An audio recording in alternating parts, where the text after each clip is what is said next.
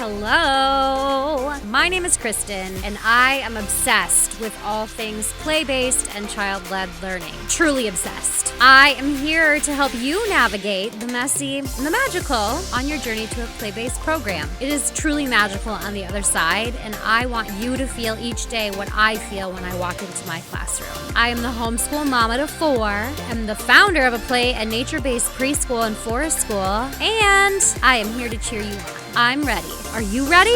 Let's get going.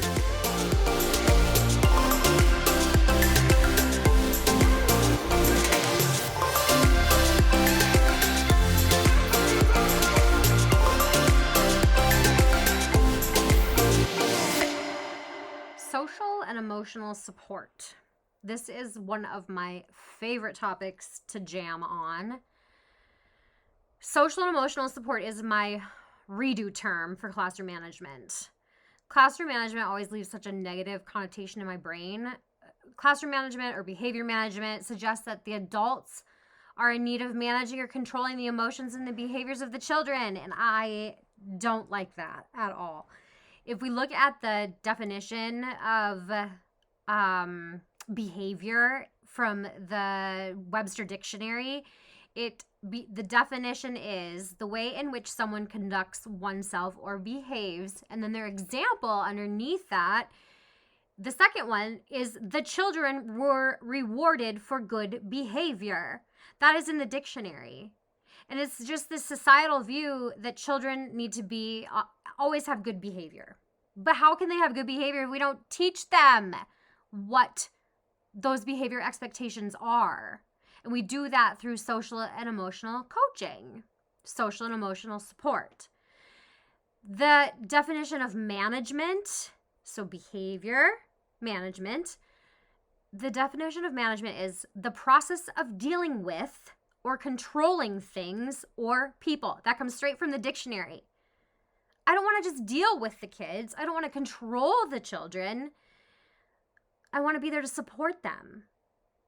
And Wikipedia, if you type in behavior management, Wikipedia says that behavior management includes all of the actions and conscious inactions to enhance the probability people, individually and in groups, choose behaviors which are personally fulfilling, productive, and socially acceptable.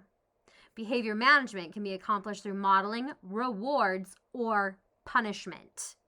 That is what we've got in Wikipedia. Socially acceptable, rewards, punishment. It's angering to me. Why adults feel that we need to control all aspects of a child's life. If we are striving to control, we are totally missing out on valuable teaching and learning opportunities to help them grow into a world where they're going to eventually need to think for themselves and take responsibility for their actions. So we need to spend time.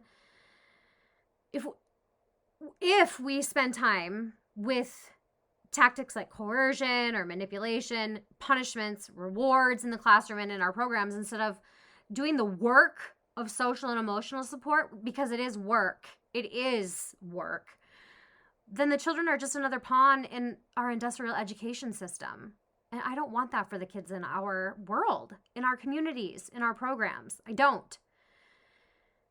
So instead of all of that coercion and manipulation to control their behaviors and to get them to be socially acceptable human beings, we first need to be coaches for these children.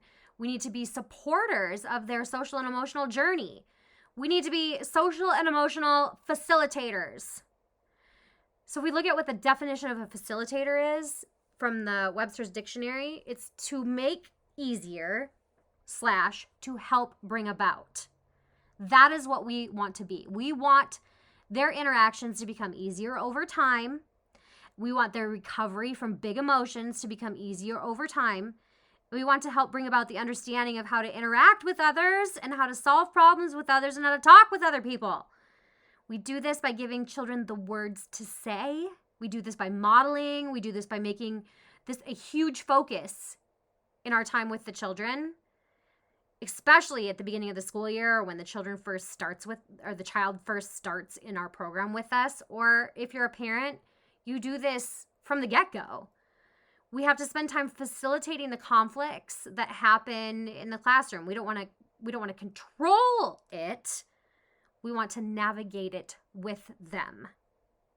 Another analogy that I really like to use to help people better understand this, or even parents. I mean, you've heard the term helicopter parenting, where you're just a loud presence over your children all the time, trying to control and coerce and manipulate them in their behaviors.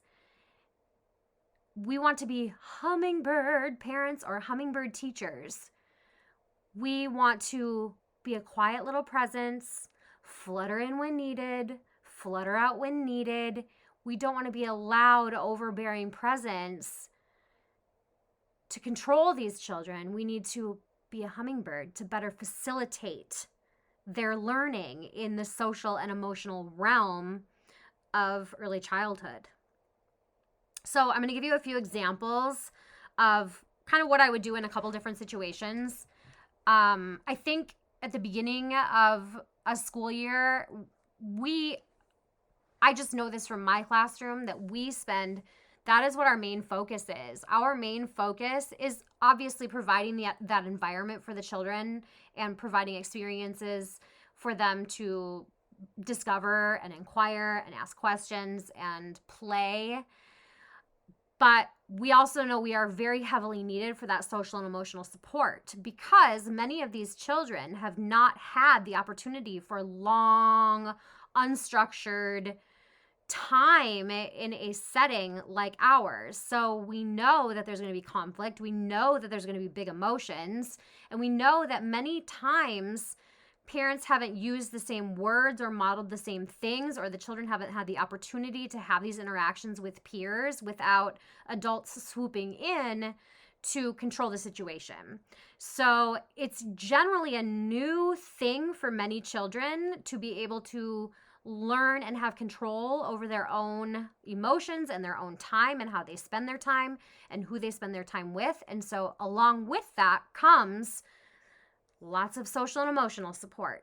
So we just know from the get-go that when we start a new school year and a whole bunch of new kiddos are coming in, that is what we are going to spend the majority of our time in the classroom doing. We are on our toes. So this first example would be kind of modeling through or working through some conflict with two kids who have both just started in the program, and I know that maybe they're going to need some more support. So Sophie has about 8 train cars, and she's pushing them along a wooden train track. Shelly comes along, and she tries to take the last train car from Sophie's train. Sophie yells at her to give it back. Shelly screams, "No!" and hides it under her legs. So I see this whole thing from the sidelines. I see it happening, and I know, because of the relationships I have started to build with the children, that they are both going to need support through this situation. So I walk over, and I sit on the floor next to them, and I say, "Sophie, were you done with the train?" And Sophie tells me, "No, that Shelly took her train and won't give it back." I say, "Sophie, tell Shelly how that made you feel." Sophie says, "Really mad." I look to Shelly and I say, "Look at Sophie's face. She looks angry. When you took the train, it made her mad. Doesn't seem like she was done with the train car yet. I'd like for you to give the train back to Sophie, and then you can ask Sophie, can I have a turn when you are all done?" So that's somewhat what I would, that's not somewhat what I would say. That is what I would do. That is what I would say. It's always different in every situation. I generally don't have a script that I follow. I like to, one, make sure that I'm down at their level. I like to point out emotions somewhere in the conversation. Like, look at her face. She looks mad. I like to give them words to say to each other.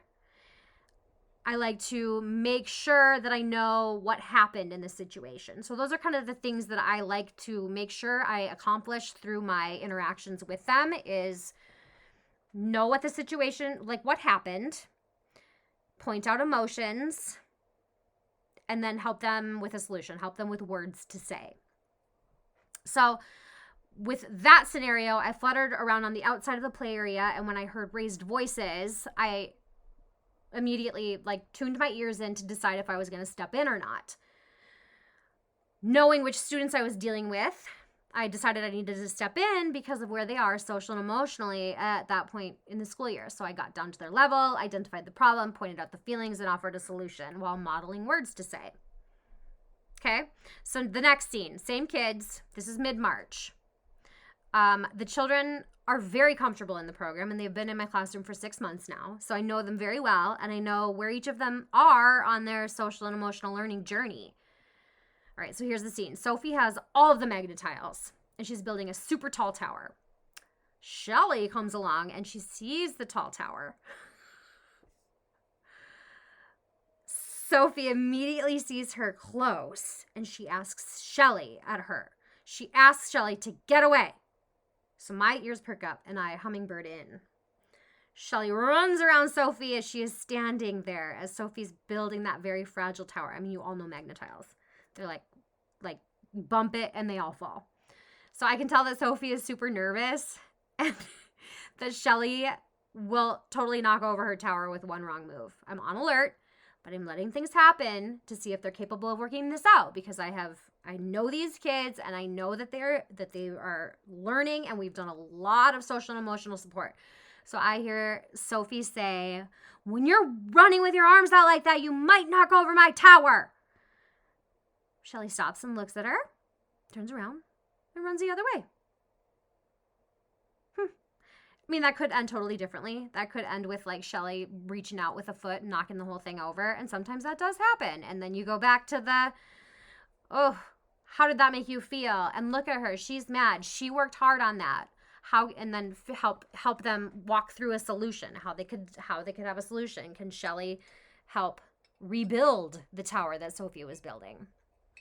So from all of the months of spending time coaching children gently and respectfully through these conflict and big feelings and emotions, they were able to grow and handle that situation on their own. So the teacher then becomes a facilitator on the sideline.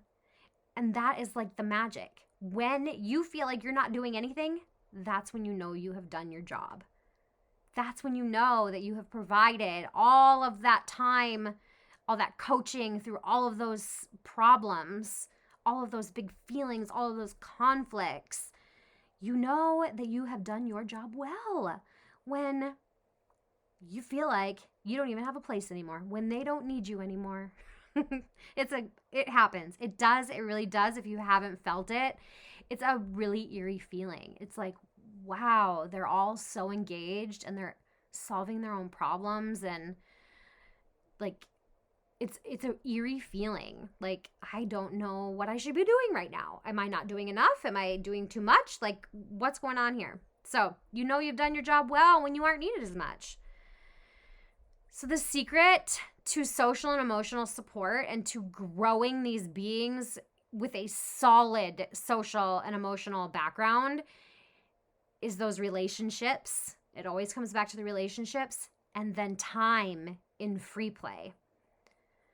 We need to build relationships so we know where each child is at in their development, of course, and we need to give them time to play so they can have the opportunity to have conflicts and sort things out with their peers. They need that time. We want conflict and big emotions because those are all such valuable learning experiences.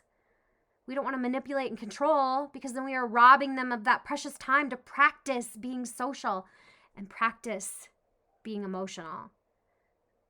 So, instead of behavior management, be a facilitator of some social and emotional support. In your classroom, it becomes such a peaceful place as you grow and as you learn and as you keep reflecting on those conversations and that support that you're giving children. Hey, I need you to do me a huge favor. If you liked listening and you want to be able to hear more, can you please go onto iTunes and leave me a 5-star review? I would so appreciate it. And then connect with me on Instagram. It's learning.wild. We'll see you around.